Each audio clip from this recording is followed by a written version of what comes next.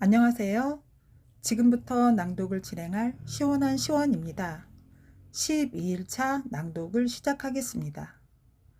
흔히 말을 잘하는 사람 하면 목소리가 우렁차고 발음이 정확하고 자신감과 카리스마 있는 사람을 떠올릴 것이다. 주로 전달과 관련된 요소인 발화, 비주얼이 좋은 사람들이다. 버락 오바마 전 미국 대통령 등 스피치로 유명한 사람들은 연설 내용도 좋지만 당당하고 카리스마 있는 모습으로 좌중을 압도하고 이끌었다. 말하기에서 보통 발화나 비주얼이라는 외적인 요소는 타고난다고 생각하기 쉽다. 하지만 미국에서 다양한 학생에게 말하기를 가르치면서 내가 내린 결론은 발화와 비주얼은 타고나는 것이 아니라 이해와 연습, 적절한 코칭과 반복되는 훈련으로 만들어진다는 것이다. 타고난 목소리가 작아도 발음이 부정확해도 성격이 내성적이라도 괜찮다. 발화와 비주얼 요소를 알아보고 훈련을 통해 이것을 나만의 것으로 익히고 체화한다면 좌중에게 내 매력과 메시지를 탁월하게 전달할 수 있다. 저는 목소리가 작아서 스피치를 못하겠어요. 저는 내성적이라 말을 못해요. 많은 사람이 성격과 타고난 목소리를 스피치의 약점이라고 생각하고 자신은 목소리가 작기 때문에 혹은 성격이 내성적이기 때문에 스피치를 잘할 수 없을 것이라고 단정 짓는다. 하지만 말하기를 이해하고 배운다면 목소리가 작거나 수줍음을 잘 타는 것은 그리 문제가 되지 않는다. 꼭 큰 목소리가 스피치에 유리한 것도 아니다. 큰 목소리와 작은 목소리는 각각 적재적소에 있어야 효과적이다. 일단 목소리가 너무 작으면 상대방이 발표 내용을 잘 듣지 못하게 된다. 몇 번 잘 들으려고 노력할 수도 있지만 청중의 인내심은 그리 길지 않다. 이내 다른 생각을 하거나 발표자에게 불만을 갖게 될 공산이 크다. 하지만 이야기 도중 갑자기 작은 소리를 낸다면 사람들은 무슨 얘기를 하길래 갑자기 조용히 말하는 거지? 뭔가 중요한 내용인가 보다 하면서 더욱 집중하게 된다. 반면 목소리가 크다면 순간적으로 주의를 집중시킬 수 있지만 그게 계속된다면 목소리 자체가 소음처럼 느껴질 수도 있다. 따라서 스피치에서는 적절한 음량을 유지하는 것이 필수적이다. 그렇다면 적절한 음량이란 어느 정도일까? 1.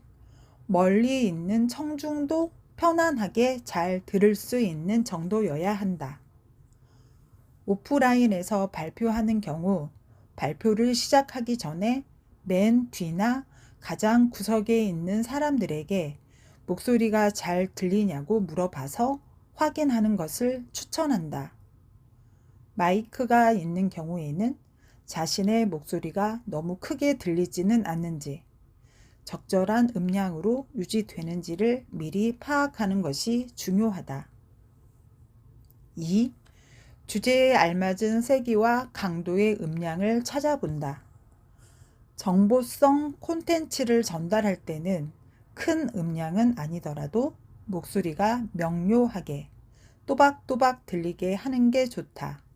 이와 달리 동기부여나 행동 변화를 촉구하는 내용이라면 중간중간 중요한 부분에서 음량을 다이내믹하게 가져가는 게 효과가 좋다.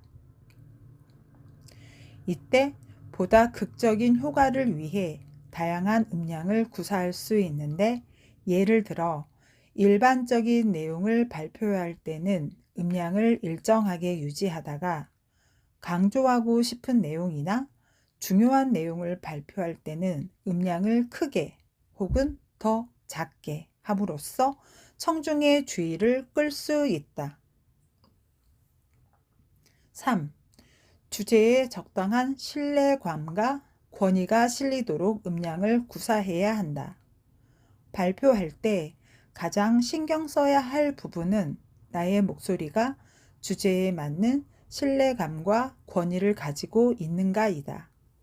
어려운 주제라면 전문가로서 신뢰감과 발표자로서 타당성을 청중이 느낄 수 있도록 목소리에서 권위가 느껴지면 좋다. 내용이 쉽고 대중적이라면 공감과 연결을 이끌어내고 청중과 상호작용할 수 있는 편안한 이미지가 느껴지도록 목소리를 구사해야 한다. 그렇다면 목소리 크기를 키우기 위해서는 어떻게 해야 할까?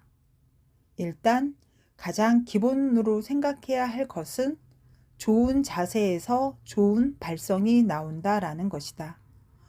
어깨를 편하게 펴서 떨어뜨려 주고 복부의 코어를 단단하게 유지한다. 등을 구부정하게 굽히지 말고 가슴을 살짝 내밀어 당당한 자세를 유지한다. 턱을 적당히 들어서 고정한 채 말하면 좀 더 단단하고 자연스러운 발성이 나온다. 또한 목소리를 크게 하려면 복식 호흡으로 말해야 한다. 복식 호흡은 숨을 깊게 들이쉬고 배를 팽팽하게 만든 후 천천히 숨을 내쉰다. 이때 숨을 들이마실 때 가슴이 아닌 배에 공기가 들어가서 배가 나와야 한다. 이렇게 복식 호흡을 하면 폐활량을 늘리고 발성 근육을 강화하여 목소리를 크게 할 수 있을 뿐만 아니라 신뢰감이 드는 중저음 목소리를 낼 수 있고 좀 더 긴 발성을 하거나 음의 높이를 조절하는 데도 도움이 된다. 한 문장을 말할 때 복식 호흡으로 숨을 짧게 한번 들이쉬고 말하는 것을 연습해 보자.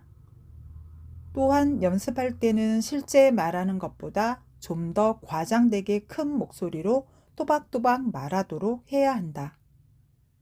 그 이유는 실전 상황이 되면 아무래도 긴장되고 떨리기 때문에 목소리가 빨라지거나 작아지기 때문이다. 연습할 때 본인의 목소리를 좀 더 크고 천천히 내면 실전에서는 자기가 원했던 것과 더욱 가까운 느낌으로 청중에게 전달될 확률이 높아진다. 이상으로 낭독을 마치겠습니다. 감사합니다.